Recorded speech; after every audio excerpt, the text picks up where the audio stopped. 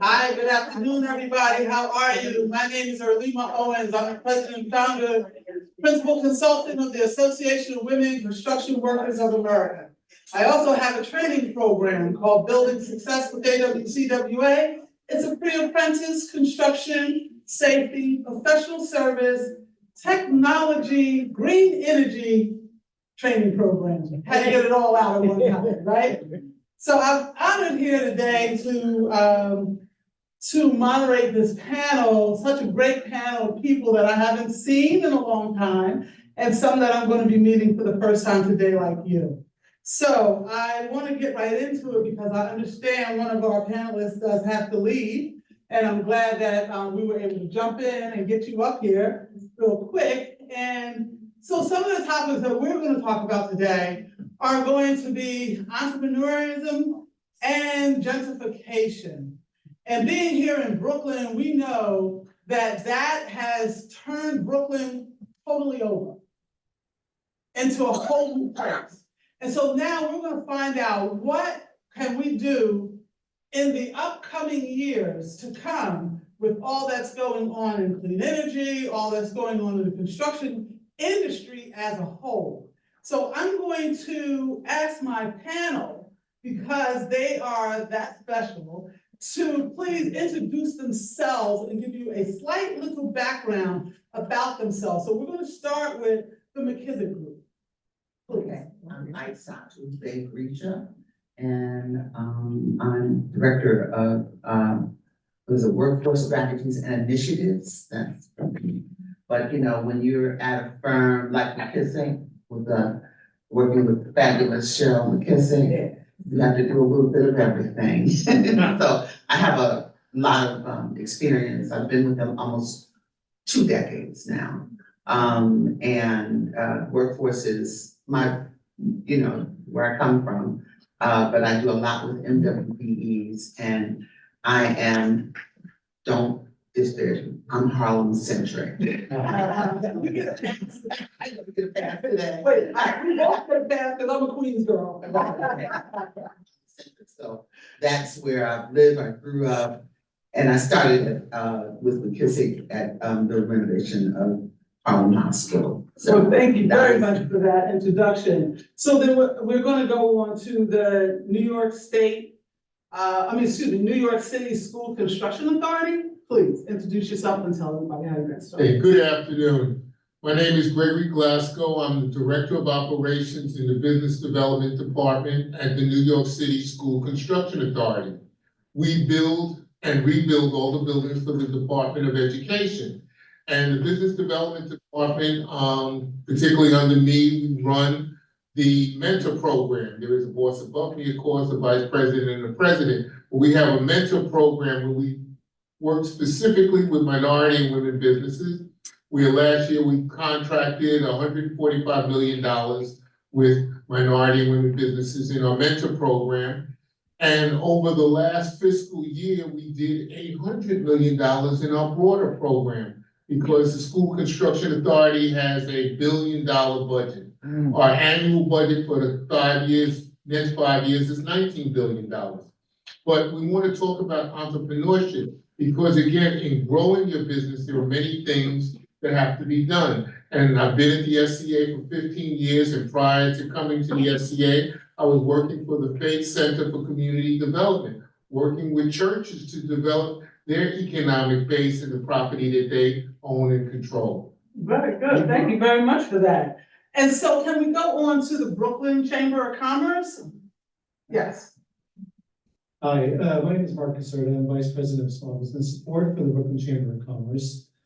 The Brooklyn Chamber is over 100 years old. We have photos in our office of white guys with hats and cigars chomping on them in our office, but really what we focus on is small businesses. And my job, there are 62,000 small businesses in Brooklyn. And we were already focused on small businesses, but when the pandemic started, the chambers, all 5 chambers of commerce were getting together from all 5 boroughs and asking, what do we do? What do we do for the small businesses? And they created a program called the Small Business Resource Network. And we got some funding together, hired some people, and the main objective of the program is very simple. We go to the door, talk to the small business owners, and we offer them help for free. You don't have to join the chamber, you don't have to be a member. If you need help with something, we're gonna help you. Since the program started citywide, we have visited 40,000 businesses citywide, and we've helped 14,000. In Brookland, 84% of them are MWBE businesses. So that's been our focus, our really main focus, and trying to help out the local economy. Good soul, thank you so much for that. And so let's find out who we have from Chase Bank, because banking is very important. Hello, everyone. Before I even mention my name, I just want to get something off my chest from the previous panel. And they were talking about women entrepreneur. I was born and raised by a woman entrepreneur. I just to put it in perspective, according to United States Census Bureau, women businesses, including minority businesses, employ about 9.9 million people in this country as of 2022. Now, they provide $357 billion. I'm talking about United States American dollars, not my country. $357 billion in terms of wages. According to McKinsey's survey, if all of us can help them increase their revenue, their spending from current estimate of $1 trillion as of 2022 to $2 trillion, then additional $280 billion of wages of our brothers and sisters will be added. 4 million jobs will be added. Out of that 4 million jobs, 210,000 of those jobs will be managerial and executive. What's my point? My point is we can never underestimate the value and the production of women and minority business. I just want to get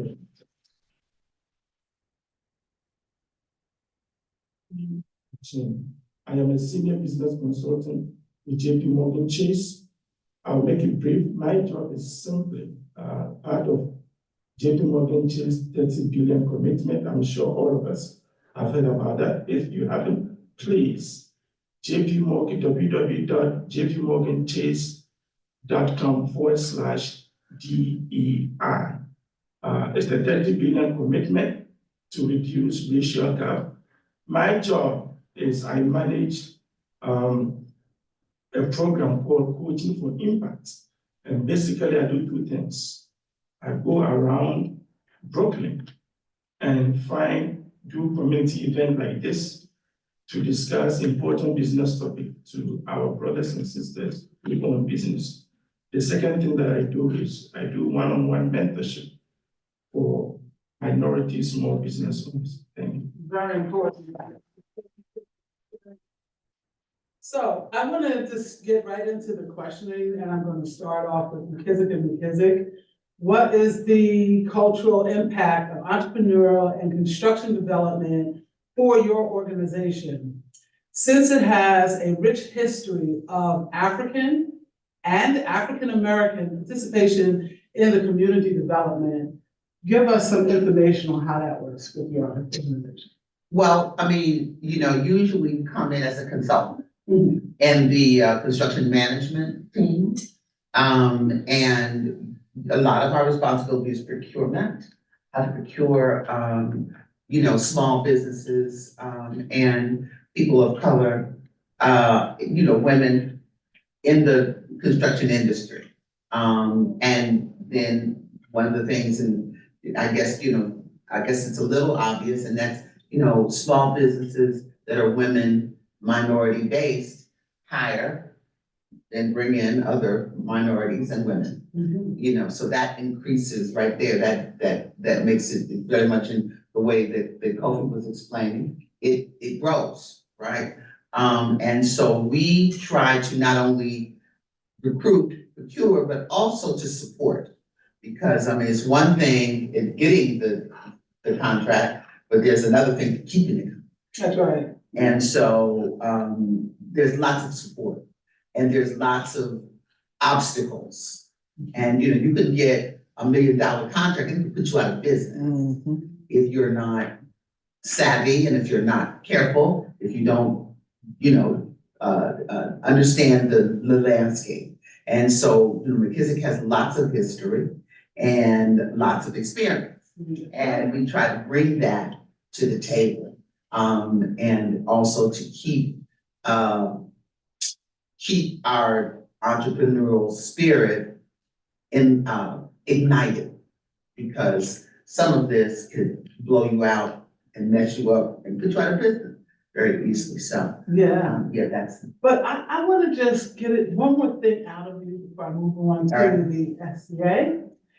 Tell us the history of McKissick and McKissick, because it's over 100 years old. Oh, It- yeah. It is a family-run business Absolutely. that started from the grandfather down to Cheryl McKissick, who was doing such a fabulous job. Please share that information. They should move With the that. group. Okay, so Moses McKissick was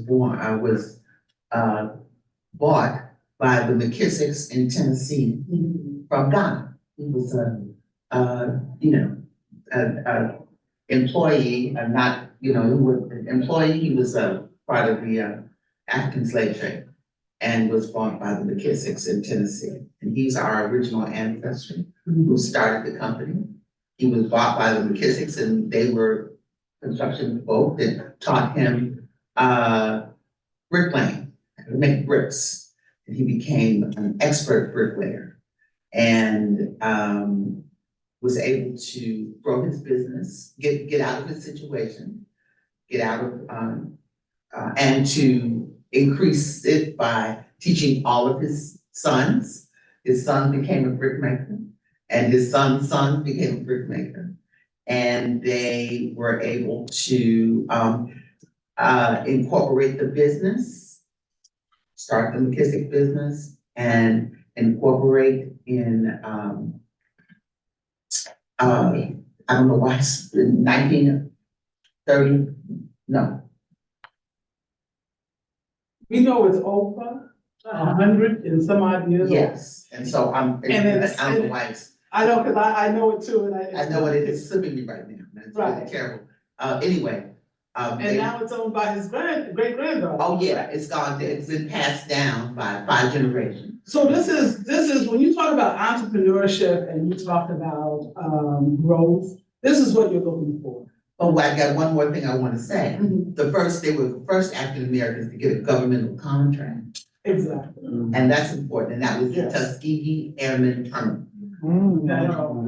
So when you think of that, about going into business, so you're in business already, and you should be thinking about your succession plan, but you should also be thinking about your family growth. And this right here shows us that generation wealth does exist in the African American communities. And that was $6 million. Okay? And that was $6 million in Tuskegee Airmen Terminal years. So, you know, that's the 40s. And at one point, Cheryl's, it went down to, you know, from that, I think, Moses III was her father, was her grandfather, and William Barry McKissick took over the business, and he had a medical event that made his wife, after his wife, a stay-at-home school teacher, take over the business. And she took over the business and grew the business. She had 3 daughters, Cheryl, Daryl, and Andrea. I think they all went to Howard University. Hear that that their father told them you can go to any school you want, but I'm only paying for one.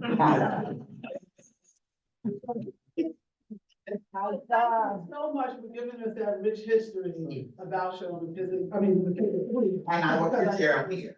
Cheryl's New York, Daryl's DC. Yes. She did the African American Museum. Good stuff. Thank you for that. Okay, so on to the SCA.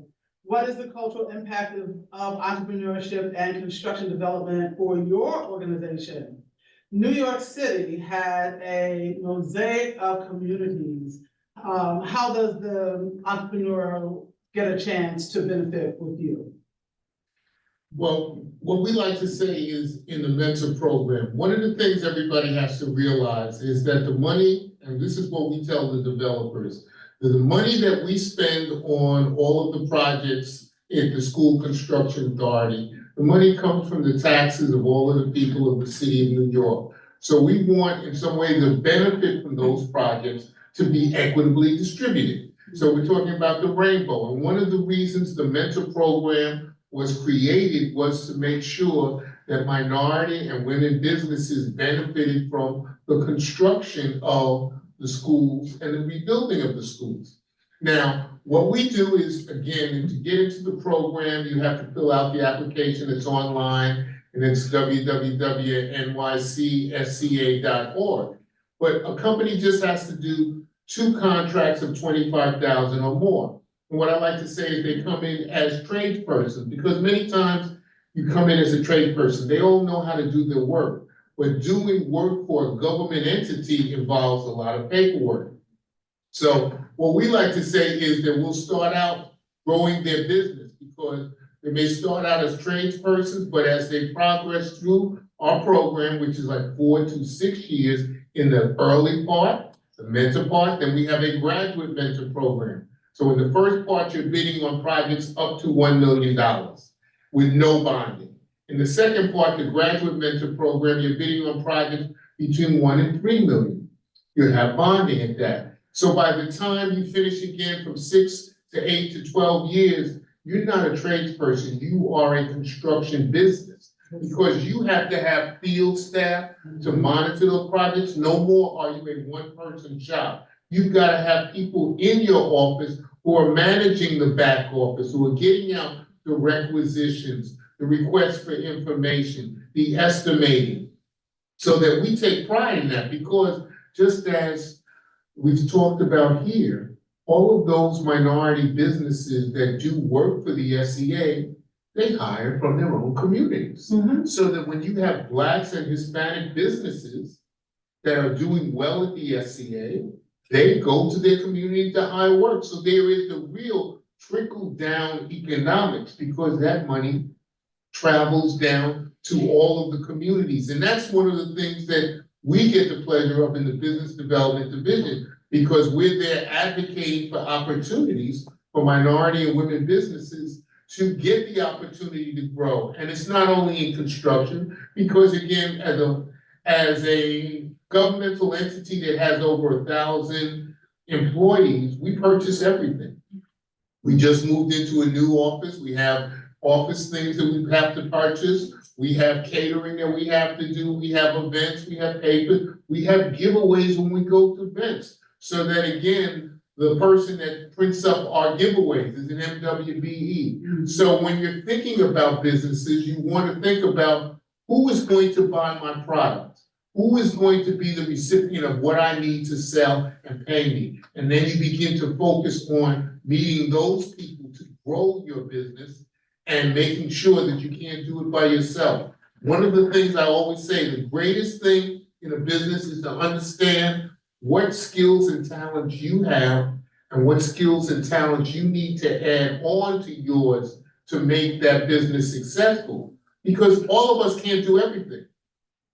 I may not be the numbers person, but I need somebody to crank the numbers. But I can go out and bring you in some business. I can supervise certain things. So I know what talents I have to add on to my talents to make a successful business. So always think about that so that you're putting together your team to help grow your business.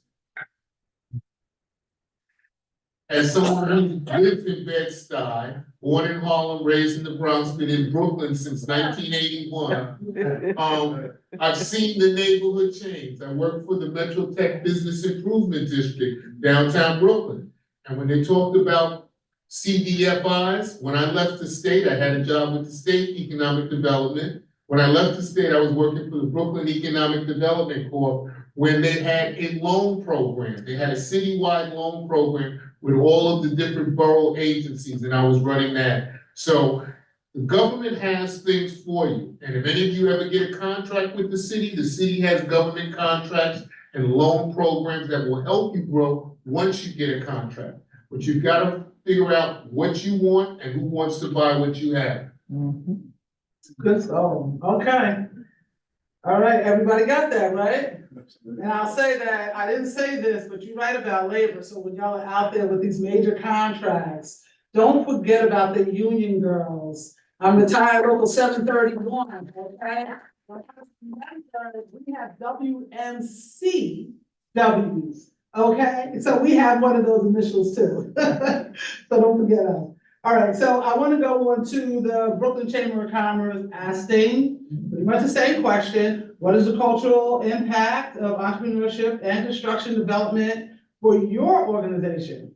Now, the Brooklyn Chamber of Commerce, hold on. Oh, because you're doing renovations on King's Theater and surrounding, no King's Theater? No, sorry. No? Okay, so tell us what you are doing then. I mean, we mostly focus on small businesses, so, Okay. we work one-on-one with small businesses, so, again, some of it's door to door, some of it's people, communities reaching out to us.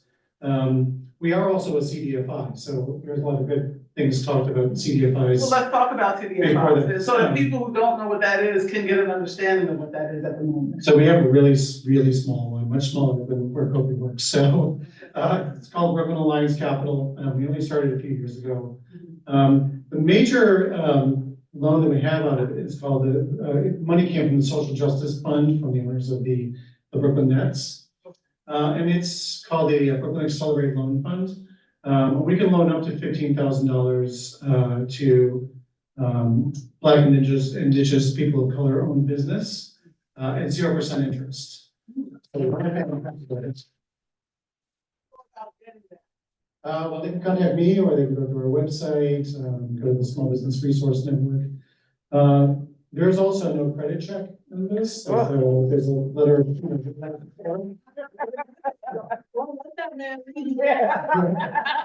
You need to know. But I will have you give them your information, Sure. so that they can write it down, so prepare for that, because this is very important. Yeah. And so that's been, and again, when we go out door to door, we do talk about that opportunity through the Small Business Resource Network. It helps that we have that ability to loan internally to businesses. The one thing I want to say, there are lots, I've seen huge growth in people asking us, hey, can you help me have this idea? I want to start a business, so we help people from the ground up. But a lot of people, this is like an American thing, like there's someone from England here, you know, like the American thing is to come up with an idea and jump in feet first, borrow money, sign a lease, and get really busy in doing it. And the problem is, you know, I think you would describe getting a $1 million loan can destroy you. If you jump in without having the right, you know, knowledge and skills, it can destroy you. I can't tell you how many times people have signed, come to me after signing a lease for 5 years, $30,000 a month. They haven't done their taxes yet because they thought they didn't need to do it because they haven't made money yet. They want to get a loan from us, and I'm okay, let's just stop. Let's try to fix these problems first. Like the real nuts and bolts of it are super, super important beyond the great idea of the entrepreneurship. Okay, yeah. So you got his number? Oh, sorry. So I'm gonna give you my email so that we can start a conversation. First letter is M, last name is CASERTA, M Caserta, at brooklynchamber.com. Good, so, okay, so thank you for that. We'll have you repeat it at the end again for those who are watching through the monitors so that they can get it also. So let's go into Chase, same question again. What is the cultural impact of entrepreneurship and small business development with your organization? Chase Bank has has $554 million in deposits in New York City in 2023, correct? going through my read here. Okay, what kind of benefits can inspire the entrepreneur and small businesses to receive funding from Chase? How can they talk to you about it? First, could you repeat your email? We'll change it from you. Yes, M. Caserta, it's MCASERTA at brooklandchamber.com. Good soul. Thank you, sir. And I'll explain why. Why? The thing he made mention of, he said two things that are very, very important for our community. For what I do for a living, sometimes I have my JP Morgan Chase hat. Sometimes I take it off. I'm not going to explain that. You know why. And it is extremely important that we, the minority, understand that apart from traditional banks and traditional lenders, there is something that exists called community development financial institutions, CDFI. The CDFI requirements are sometimes drastically different from traditional lenders' requirements. You heard him saying that sometimes they do not even check your personal credit. That is huge. Yes, it is. I'm going to stop here and answer my question, but please, apart from traditional banks, there are alternative lenders out there for we, the small business owners, and it's called CDFI. When you finish, you can simply Google nearest CDFI near me, then you take it from there. So thank you for sharing that. In terms of the benefit of what we in JP Morgan Chase are doing, 2020, we announced 30 billion commitment to close the wealth gap. $27 billion of that was stipulated for home ownership and affordability of homes for our brothers and sisters here. Now, what happened in 2020 was that it encouraged JP Morgan Chase to implement something we called Business Resource Center of Excellence.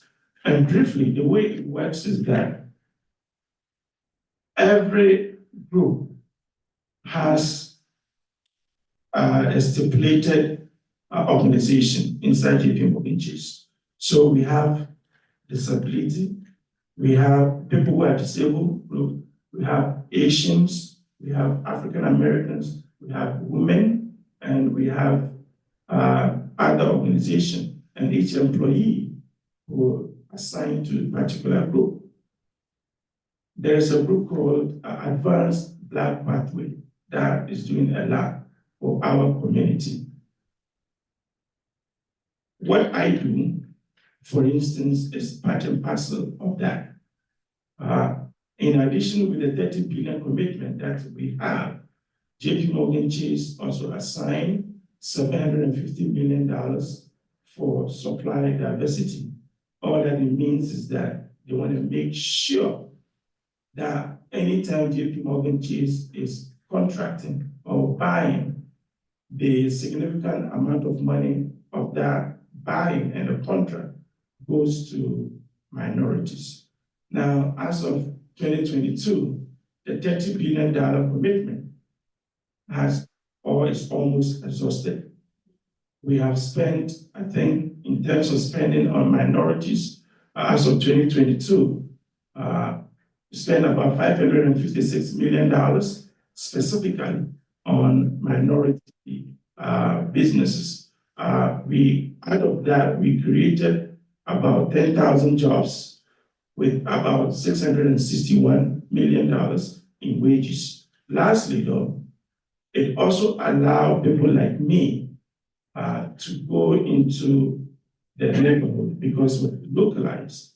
And all that I do is to help our brothers and sisters in business to manage their cash flow and grow. Apart from businesses, we also have community managers that also go to specific neighborhood, minority neighborhood, to help our brothers and sisters to create wealth and also to help them in their financial health department. Can I add one thing on to what these two gentlemen said? Of course, please, by all means. That, having run a loan program, and we have a loan program at the SCA, and they're talking about CDFIs. One are based on contracts, but also if you're starting out a business, look to some business plan materials. Think through your business, because when you go to a lender, they're gonna wanna know that you thought out, who's your competition? How much is this costing you, unit price? How much profit? What percent profit are you going to be making? What is your overhead? So it pays to think through your businesses, and I'm sure Chase has some material. I'm sure the Brookland Chamber of Commerce has some basic business plan outlines for elements that you need to think through and have answers for when you go to a lender. Because there are alternative financing out there, Axiom, CDFIs there. So you can get the funding, but make sure you've thought through all the way, because just as this lady said in the beginning, you can get your $1 million contract and it can make you go bankrupt. You haven't thought it through all the way, because in everything, there are unexpected conditions and elements that come up that you didn't anticipate. So you've got to have some cushion in there for those elements. So be prepared. That's what he's saying. Just be prepared. Okay, so on that note, we're going to get into our second round of questioning, and we're going to be talking about gentrification, because we know that with all the new development that's going around, that in poor neighborhoods, when it starts to become uplifted, they start to become moved out. And so we're going to talk about that just a little bit and see how it works within your businesses, on how inspiring entrepreneurs in the era of gentrification can actually thrive. So I'll start off, I'm sorry? I was just wondering, I'm sure there's some burning questions, especially on the last session, the first session. Do you have a burning question for me? I do. So that I don't get too far away from that and you don't forget your question, because I know sometimes we have intellectual overloads, right? So I'm gonna let you ask that question. Would you like to take a question real quick? Okay. If I may, Mark, it's directed to you, but I think it's got a general sense. I'm through the UK. What we do have is small businesses associations that support small businesses. And I'd like to take it back to the events before COVID. The small business number that was in operation before COVID, and then also after COVID. By the time COVID had finished, the effect of COVID actually closed 37% of small businesses' doors. From that, even though another 8% on top of that opened their doors, they failed within 6 months because the business wasn't there anymore, and the workforce had during the pandemic gone elsewhere. Even though we had in place what we call furlough payments, what sort of effect did New York, as you know, city have along those lines? So I can tell you, before I came to the Brookland Chamber, I was working as the executive director of the Park Slope Fifth Avenue Business Improvement District. So it's a merchant group. And during the pandemic, I was going door to door, much like I'm doing now, trying to help the businesses. And probably 30% of those businesses went out of business. But then, grant money started hitting the streets, and things were changing when people were getting sick and tired of being inside. We were running a program called Open Streets once a week to close the avenue down and have people come out to the restaurants. And before you know it, the vacancy rate dropped very quickly down from like 30% down to like 9%. And as of right now, I believe the vacancy rate on the avenue is 4%. So there's been things, it took a while, but things have roared back. So the safety net is still there. Safety net's there, I mean, the grant money is all dried up, that's for sure. So people come to me all the time saying, hey, look, those grants are gone. As soon as they announced that COVID was over. But it seems that, you know, some of those businesses that went out of business, they actually didn't go out of business, they came back when they started seeing people walking the streets again. And new people came and started getting ideas and becoming entrepreneurs. Now, again, some of those failed for some of the reasons you discussed, but also because they weren't particularly good business people. They had an idea. Right behind them are people coming still. So it does seem to be a very fertile time for entrepreneurs and small businesses, at least here. Thank you very much. If I can add real quick, so I don't know which part of UK from, I used to live in London for I'm 7 in years. Netherlands. Okay, I was in Stockwell. Oh, I okay. lived there 7 years. Now, one thing that we learned from the banking perspective from COVID was that you're talking about grants. We realized that, especially we in the minority communities, it is extremely important that when we have businesses, we also have something we call trusted advisors. We found out the hard way that during COVID and through the COVID incident, that significant number of minority businesses, they actually qualify for government grants, EPP and others, but shockingly, they couldn't, for some reason that is shocking, they couldn't get access to that funds. It is heartbreaking, but these are some of the things that when I'm doing, I make sure if you're a business owner, make sure you know a banker, make sure you know a lawyer, make sure you know CPA, insurance agents, make sure you know the poor people that you will need to help you through navigate your things that you do, especially during havoc and difficult times. No, I would agree with him. That is part of your basic business team.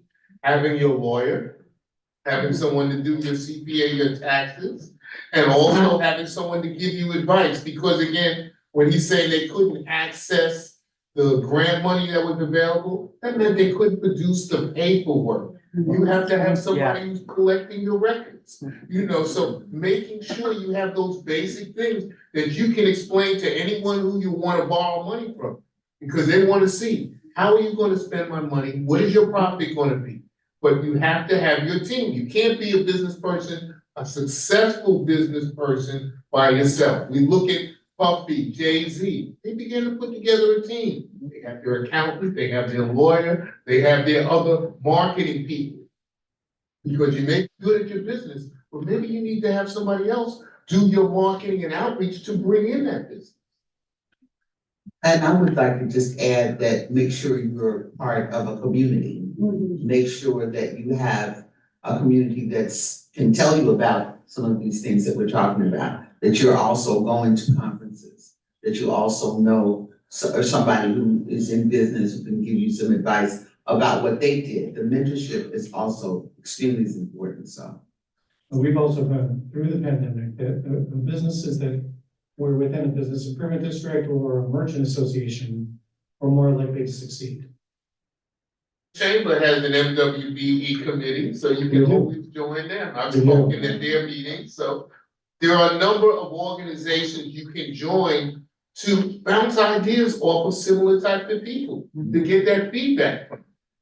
And I can't speak enough about, I think Sandra at the panel before, and that's the MWBE certifications. Because the certification really does put you in a network of where business is looking for you, and also, you know, for things that you're looking for. It's, you know, so that's the certification. Certifying is big, and that woman's chamber really gets it done. And so with that, yes, if you're an entrepreneur, there is a group during whatever you're doing. You should become a member of something. You should also, your local community boards, you never know who's in your community doing the same thing you're doing. So you can actually find out people that you wouldn't even expect are doing what you're doing, or can give you the information and help that you need to get through.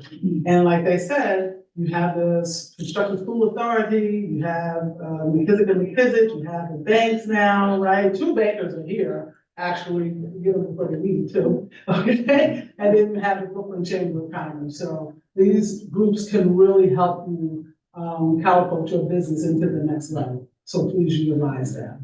So if I may, let's go into gentrification, because we do know that as businesses grow, as communities grow that have been blighted, that, you know, new people come in and they make it rich, and sometimes people feel like they get pushed back, pushed out, pushed around, and they want to know how to make it. So let's figure out how these 4 groups are going to help the new entrepreneur or the old entrepreneur in a community. Like you said, they do come back. So how can we help them come back when they're dealing with gentrification? So here's another question for Chase Bank. Okay, gentrification impacts small business owners and entrepreneurs, especially in communities of color. What type of investments can be expected for entrepreneurs and organizations from Chase Bank? Thank you for the question. We in Chase, there is a specialized group. It's philanthropy. I don't try to speak for them, but I'll speak as citizens of this committee. And on behalf of myself, I know that they've done significant investment already in our community. I remember during this 30 billion commitment 2020, there was $400 million philanthropic commitment from Chase to help our community. I also know that the $27 billion out of the $30 billion commitment from Chase went to home ownership. Now, in terms of the small business component that you added, it is huge for Chase and it is huge for us. Now, the reason is that JP Morgan Chase understood that sometimes we have to do things at a local level. So, for instance, what I do, I localize it from downtown Brooklyn, Bed-Stuy, Cypress Hill, Brownsville, Flatbush, Coney Island, you get a point. I go to these areas to gather our brothers and sisters who own business, and we talk about business, specifically important topics. Some of the things that I've done, me specifically, there's businesses, not even 1 mile from here, that because of this program, not that going from the fact that they are not able to, or they struggle from their cash flow, able to move from that pattern to actually own the building, that the business. We move from there, and yeah, you can clap, so let's start. And this is a business restaurant. I remember struggled with $7,000 in rent, difficulty in cash flow. We're not going to go in details what exactly happened, but I was able to go in there, help this young lady solve that cash flow problem. Then we moved from there, we realized the building was misused. So we used the rental income to pay for the mortgage that the business bought. So in effect, the business was not actually paying any rent. And on top of it, she owns the building. You see? So we moved from negative 7,000 to a business owner that owns a building with rental income. So what I'm saying is that it's not good enough. Yes, we agree. There's still a long way to go. But that also means that we in the community, I'm also a business owner myself since the age 13.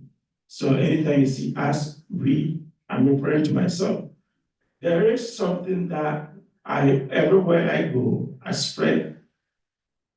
Number one, it is extremely important for us as a business owner to make sure that we take care of our personal credit.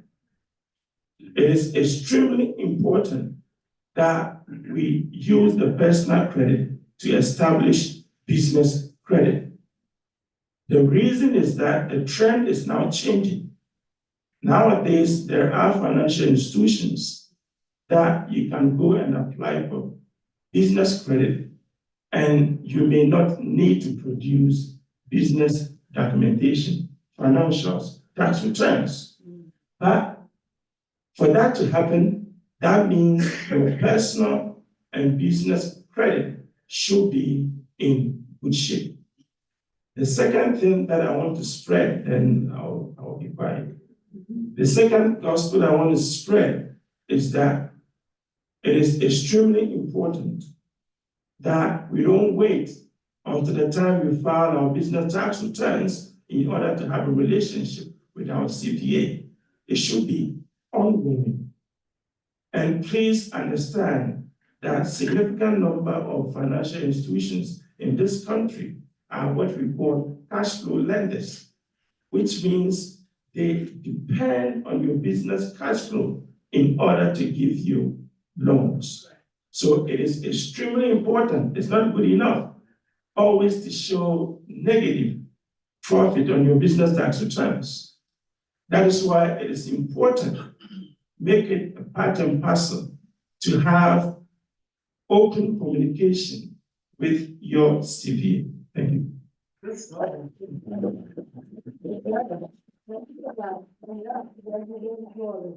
I'm going to ask because it's very similar questions, starting off with the same thing. Gentrification impacting small business owners and entrepreneurs, especially in communities of color. Since 2021, the change of the Job Act, how does that work with because of how would people get involved? Well, one of the things I was thinking, because my folk over here, we're talking more on the finance level, but I want to talk on the community level. Yes, please. And because that's sort of where I live. Number one thing, you got to know who your elected officials are. Oh yes. You got to know who your elected.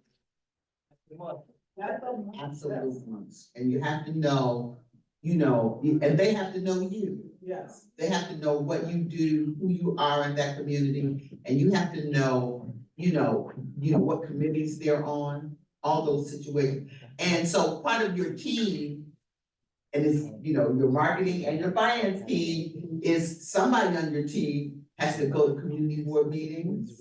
Somebody has to be on a committee, you have to, make yourself involved in the community that you're living, and more importantly, that your business is living in, right? Because that's how you would find a Chase Bank. That's how you would find a school construction person in those arenas. So we do that. We do that as part of the management team that we work with on any construction projects that we're in. We and make sure that somebody there that has that. And then gentrification always has hints. 30 years before, there's a hint that it's coming, right? And the object of the game is to be ahead of it. to be ahead of it. In Harlem, we missed the boat. That boat was in the late 50s. That conversation was being had. So, I venture to say that Brooklyn has the same issue. That's right. That these things been talked about, but you have to be involved to know, what that is. So that's my advice there. And I want to piggyback off of that, because as you heard me a moment ago say that, get about your community boards, right? But you should know every elected officer in your district and surrounding districts, which is right. Who are they? It's not enough. Do they know you? Right now, if my family calls any elected official because they can't find me, they're gonna know who I am. It's not important that I know who they are, unless I'm voting for them for the purposes of what my needs are, right? So with that being said, they need to know you. And that's in any business, any part of the business. If you're dealing with any one of these organizations or any organizations you saw here earlier, they need to know who you are. Because it's very easy, everybody knows that. But when they know you as an individual, you're getting something done. And that's what counts in business, right? In entrepreneurship, right? And growth, right?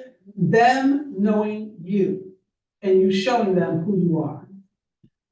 Okay. And smaller electeds usually become bigger elected. Oh, yes, absolutely. Get them down. So Get them while they're on the ground floor. That's right.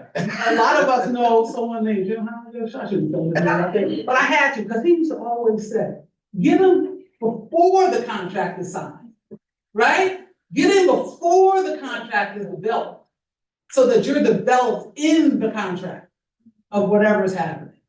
Okay, all right, okay, so where are we?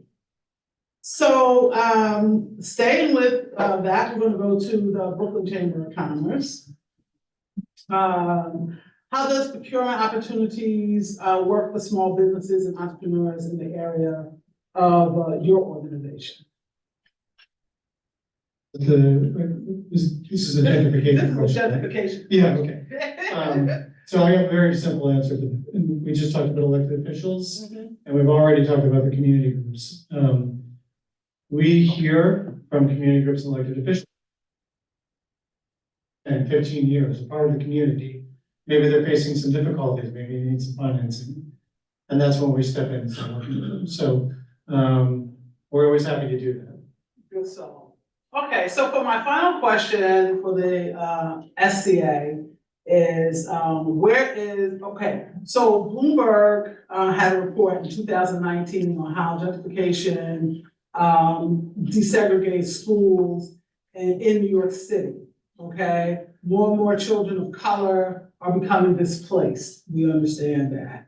And so how would that limit the amount of opportunities for communities of color when it comes to contracts and procurements? Okay, I don't think it does, but I'll come back to that because I want to say a couple things of what this gentleman was saying, my Chase brother over here. One, make sure you have a relationship with the banker as part of our mentor program. And again, when we build the schools wherever there is overcrowding. And our 30% MWBE goal is across the board on everything that the SCA does. So no matter where the school is, whatever community it's in, Staten Island to the Bronx, there's a 30% MWBE goal, and there's someone on my staff who is monitoring that project, talking to the prime contractor, where they have to submit their plan before they even put foot on the project to say how they're going to achieve and which MWBE businesses they're going to use. But as part of our mentor program, when we're trying to grow minority and women businesses, we have a loan program with Webster Bank because we know it's important. If a business is going to grow, they have to have a relationship with the bank. So we want to make sure that that's done. But also, as they get to our graduate mentor program, we talk about the community and politics and understanding MWBE programs and where we're taking the businesses to City Hall so they can understand how the business grows and what the laws are that are going to impact that business, because we feel, as everyone said here, it's important to know your elected official, because they're the ones that are going to be voting on rules and regulations that are going to impact your business. So you need to know, if you're a retailer, who's the chairperson of the Small Business Committee? You know, if you're dealing with construction or transportation, you need to know who's the chairperson of the Transportation Committee, so that you can be involved when they put the rules together that are going to impact your business. Bankers are important, because when you go into that bank, like we always say, you don't just drop in there, drop it into the teller. No, go to the person sitting behind the desk. Introduce yourself. Let them know what business you have, so that when you're coming in there on a regular basis, putting money in that bank, they know you. So then when you need to come and borrow some money, they know who you are. They know your business. They have a better feel for you, because as this gentleman said, there are now lenders that lend on personal credit, okay? Took me a while when I came out of school to learn about credit, you know, and learning to keep that up. And then cash flow. One of the things we have to teach businesses again, you have to be profitable. If you want people or organizations, some organizations, to lend you money, you've got to show on your taxes that they're profitable. How are they going to feel they're going to get paid back if you're always showing a loss every year on your taxes? So we have to understand that, yes, we didn't want to pay taxes. Nobody wants to pay taxes. Okay, but in business, you have to do it the right way in the US of A. Show your profit, get your credit score up, and have your team working with you to maximize whatever it is that you want to do and whatever you have going for you. There you go. So, any questions before we wrap up? We'll take 2 questions. If there are any in the audience. No, I'm I have sorry. Oh, don't take a No, question. no, his whole group is Oh. waiting. I understand, so, no. But you can So say the what I, matter. what I wanna do then is thank the host, thank our host location, Mega Evans College, for hosting this. Panelists very much for their time and effort and information that they're sharing with you. And as we were let know that you do want to speak to them, you can just step right outside. Where's our guy? Again, my name is Jameelah Wilkerson, I'm a consultant.